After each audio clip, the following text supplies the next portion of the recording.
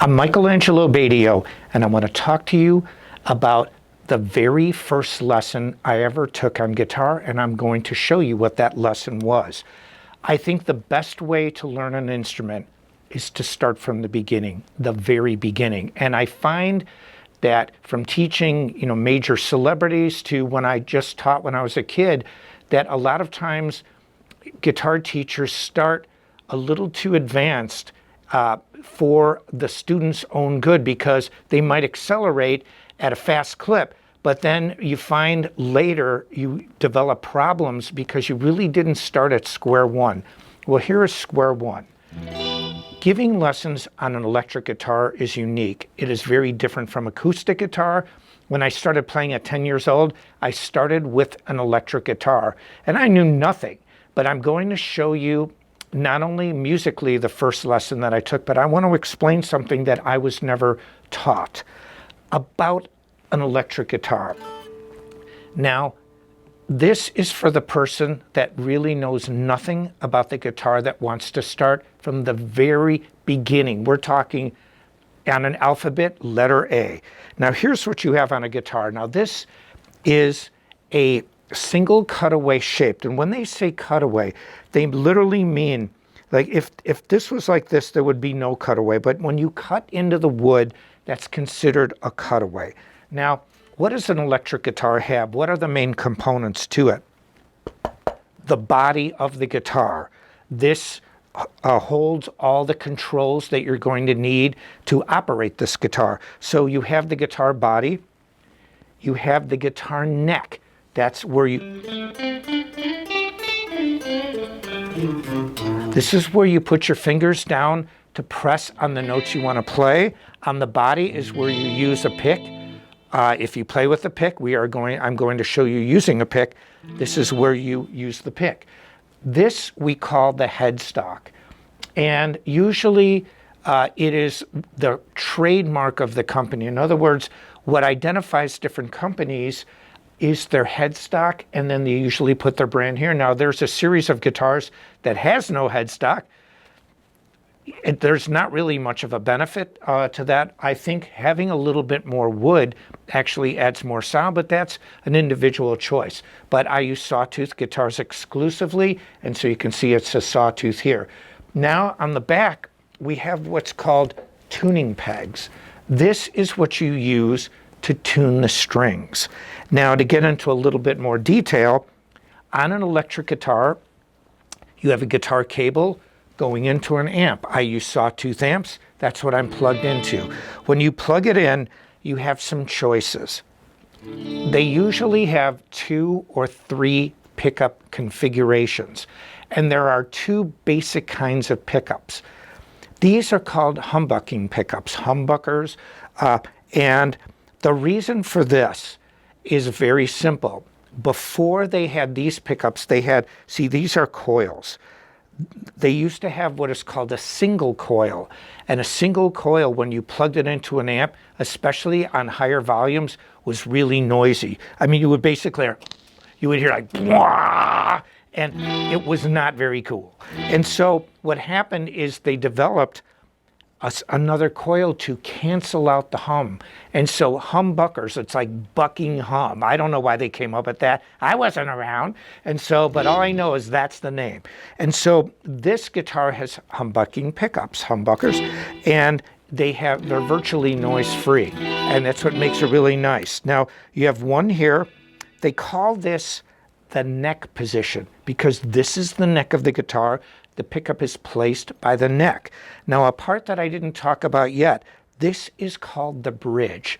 It is very important. All these parts of the guitar that I've told you are extremely important. You run the strings, it has to go over the bridge to here. And they have these little adjustments. Now, there's a thing on guitar called harmonics, where you go. Now, you see these fret markers here. That's not just to tell you where you're at, although that's what it does, but they're also to tell you where harmonics are. Now, this one is pretty hard to get unless you've got overdrive, and so what this does is from here, this is the 12th fret, to here, and from here to here is supposed to be exactly the same, but nothing is perfect. And so, and if you try to seek perfection, paralysis through analysis, you will not achieve that. So don't worry about it. But see, they have on the bridge these little adjustments to move back and forth so that you get it as close to exact as you can, because once it is, what it'll do is it'll help your tuning. Or like when you have like a crate, see how in tune that is? See, because I've had this, what is called intonated by a professional, and when you get a good guitar like a Sawtooth, when you first buy it, it's already intonated from the factory, so you don't really have to worry about this. But when you hear these harmonics, they're called fundamentals, and especially on the 12th fret, it's very important. It's supposed to be halfway to here, halfway to here. So on these pickups, you also have what's called a pickup selector. Now, if it's configured correctly, the top position is your neck pickup. It's got a very round sound. You know.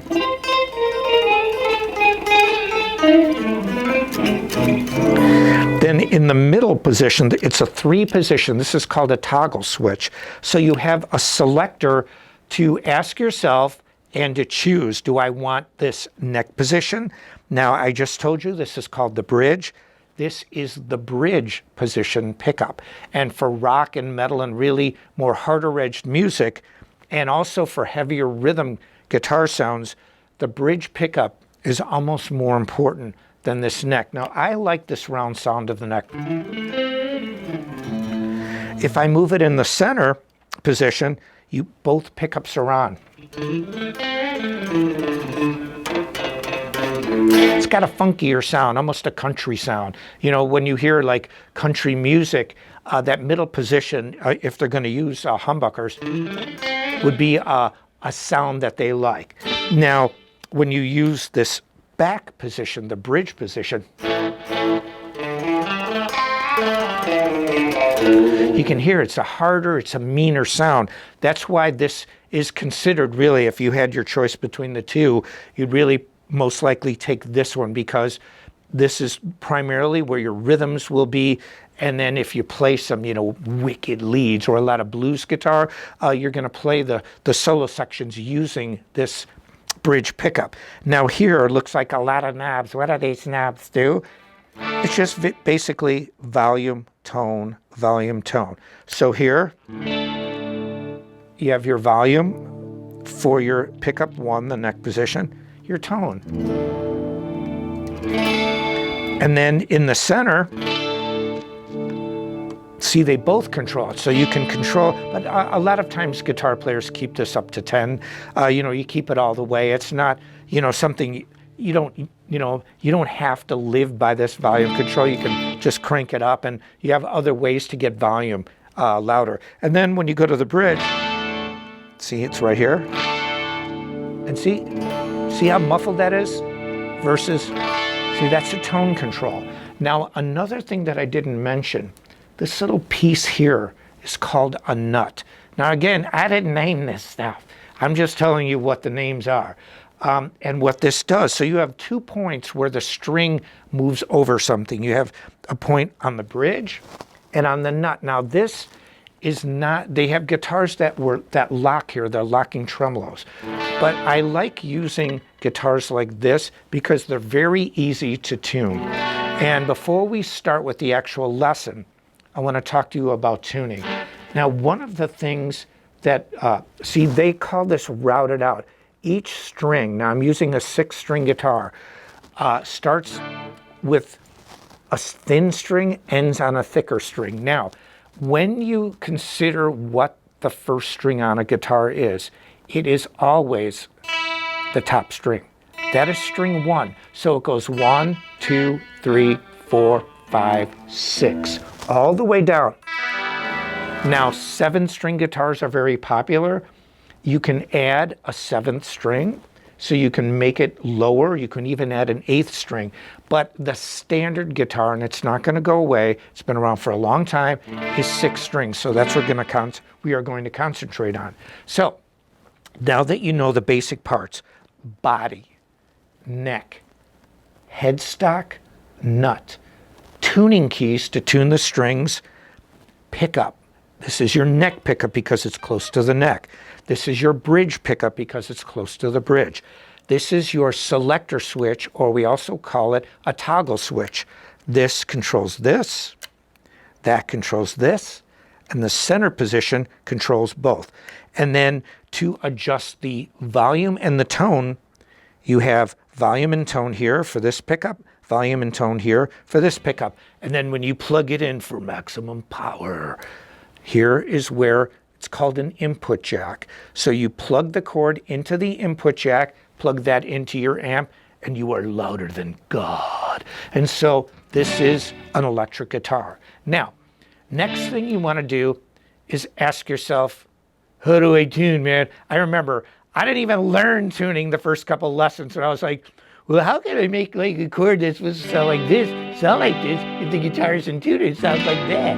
You know, I don't want it to sound like that, I want it to sound like this. So I'm saying for lesson 1, learn how to tune. Now this is great, because when I was a kid, we did not have tuners. You had to literally go.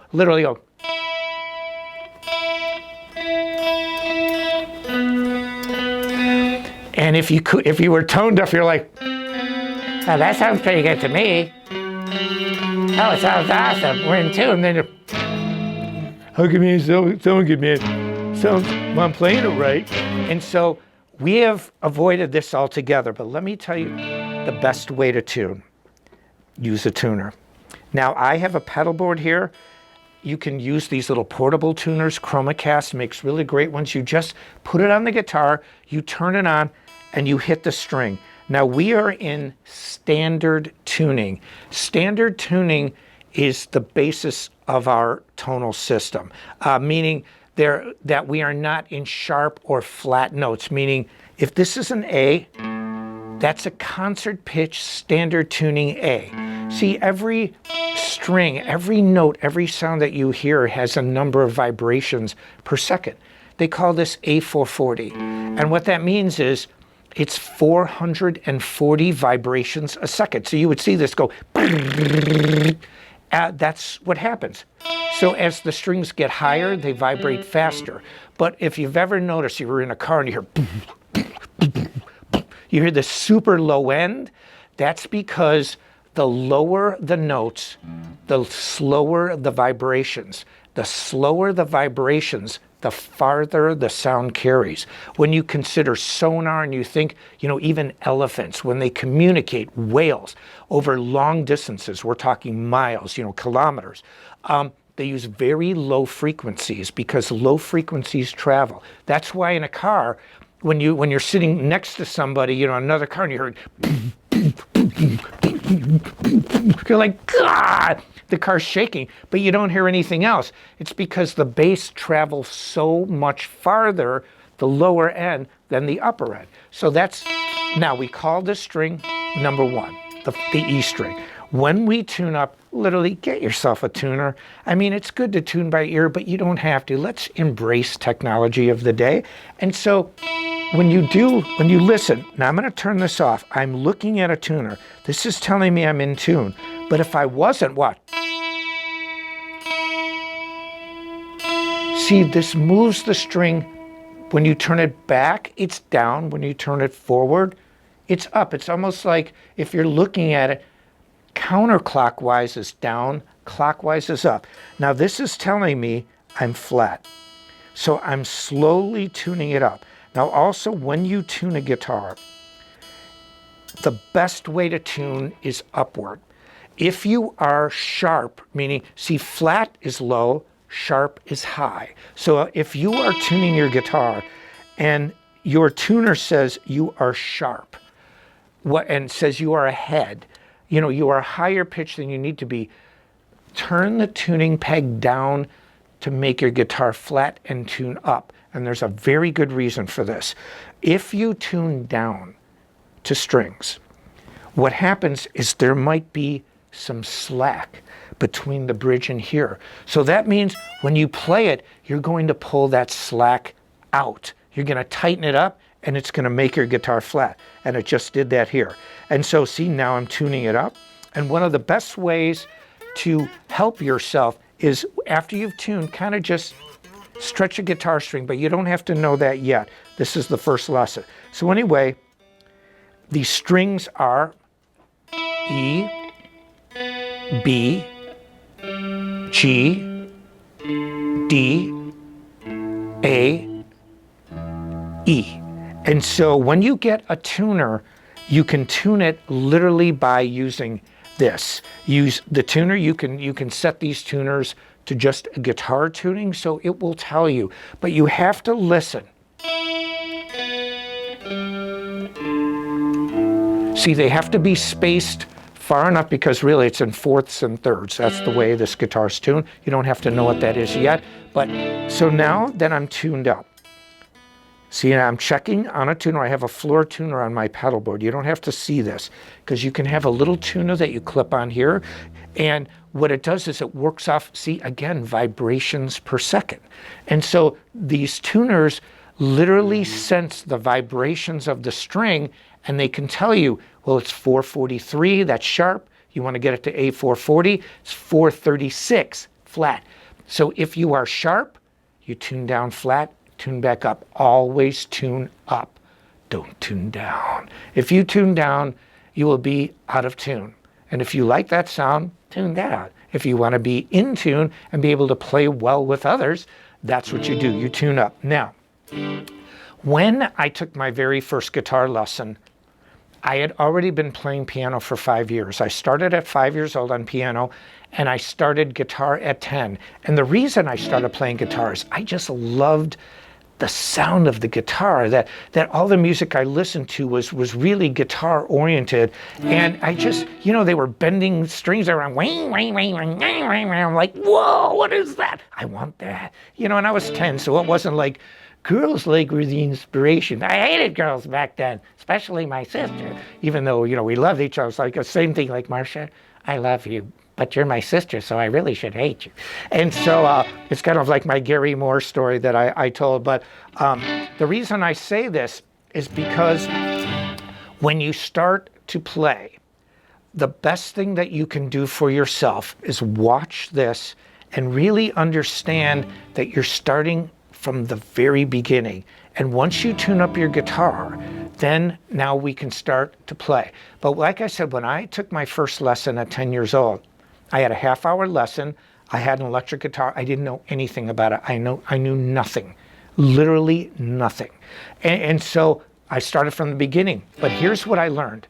My guitar teacher showed me 4 chords. Now, a chord is a series of notes played together. It's actually 4 more. So this would be a chord. This is a single note. Just one note played.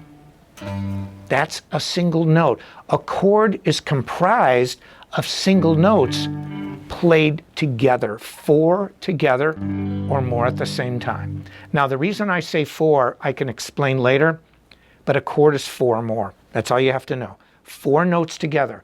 Guitar has 6 strings, so it's very easy to create chords.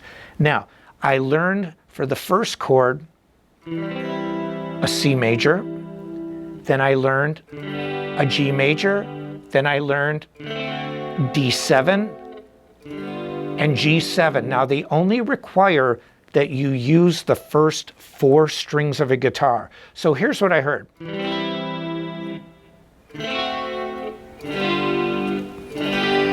I heard these 4 chords. Now here's what I did. Here's what I'm going to tell you from the very beginning. Their musical people will find a way to make music.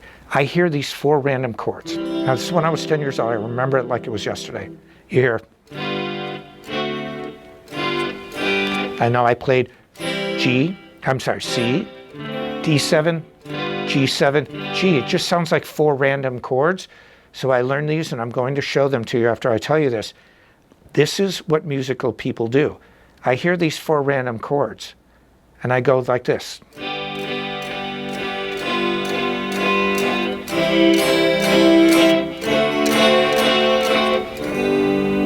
I created a song out of 4 chords. And my guitar teacher said, well, how did you know how to do that? And I said, like in the movie Dune, it seemed the proper way. And so I didn't know. It just sounded like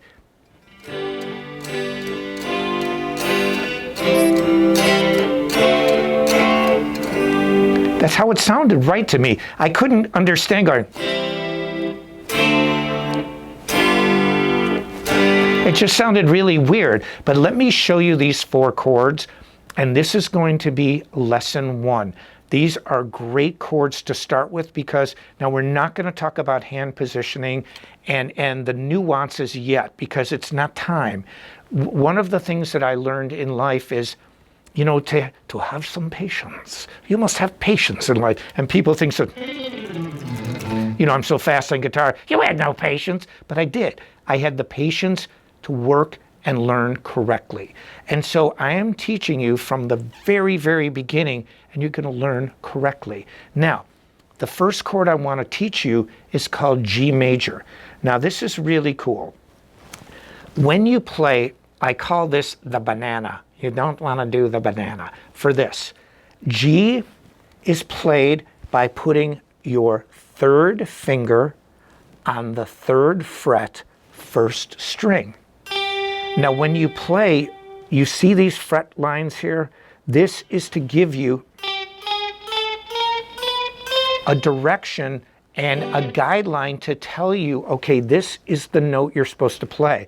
But when you play, you always want to put your finger closest to the body of the guitar. If you're left-handed, it'll be this way, right-handed this way. Now, I am left-handed, and I grew up playing a right-handed guitar. My first lesson was right-handed. I never looked back until I invented my double, and because I could play lefty. So you put your 3rd finger there, you don't do the banana, you curve it like this, and then you take the pick and just go like this. Start on your 4th string and just strum. It's called a strum when you go like this. Just go straight down. That's G.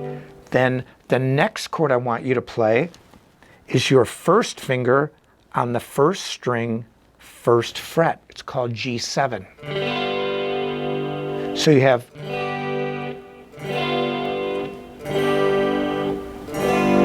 G, G7. Now, the next chord I want to show you is a little more complicated. It's called a C major chord. And what you do is you take your 1st finger on the 2nd string, 1st fret. Then you take your 2nd finger on the 4th string, 2nd fret. This is hard. Do not do the banana and try to arch your hands. I call this daylight. You want to have daylight between your neck and your fingers. And so if you play like this, it's going to sound like that. See, but when you arch your hand under and have daylight, see how all those notes ring out? That is the goal, to get C major to sound every note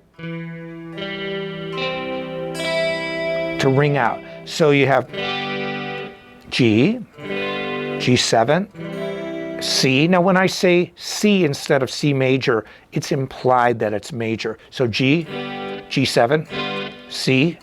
Now, my last chord that I'm going to show you is this. It's called D7. This is the hard one of the lesson. You start on the 1st string using your 3rd finger, 2nd fret. Then you use your 1st finger and put it on the 1st fret, 2nd string. Then you take your 2nd finger and place it on the 2nd fret, 3rd string.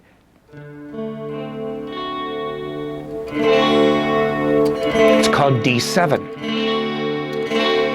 And then you strum all 4 strings, only 4, not 6, because we're not doing a strumming exercise. This is to work on your fretboard hand.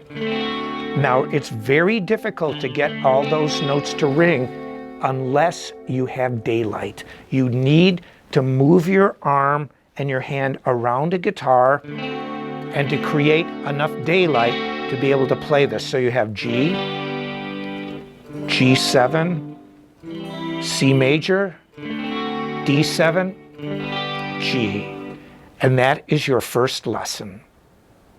Now, before I stop, I want to say this: practice, practice, practice.